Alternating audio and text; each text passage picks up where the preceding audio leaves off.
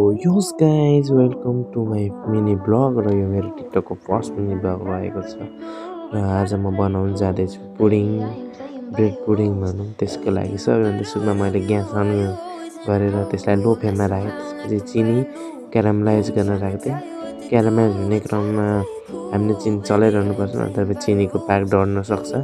डढे फेरि तितो भइहाल्छ। त्यसपछि कुनै एउटा भाँडामा मिलाएर टक्क जम्न राख्दिनँ। त्यसपछि पुडिङको लागि चाहिने ब्रेड, त्यसपछि अन्डालाई ग्राइन्डरमा राखेर टुक्रा टुक्रा बनाउँदै पिस्नको लागि रेडी गरौँ। त्यसपछि अन्डा, त्यसपछि थोरै दुध हालेर, थोरै होइन अलिक बढी चाहिने ग्राइन्डरमा मिक्स गरिदिने।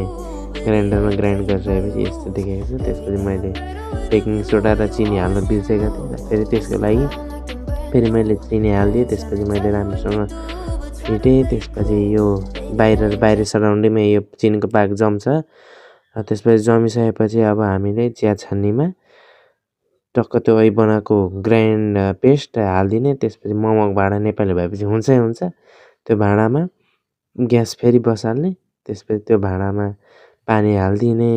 पानी हालेर त्यहाँ स्ट्यान्ड राखेपछि त्यहाँ अब बेकिङको लागि रेडी भइसक्यो यो पेस्ट। अब त्यसलाई आरामले छोपिदिने र त्यो गर्नेमा छुट्टै अलिक अघि गरेको भाँडा गरिरहनुपर्छ, किनकि छिटो हुन्छ।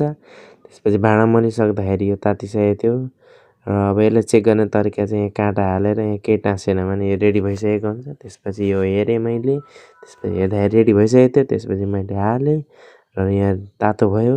त्यसपछि यताउता गर्दाखेरि यस्तो बनिसकेको थियो।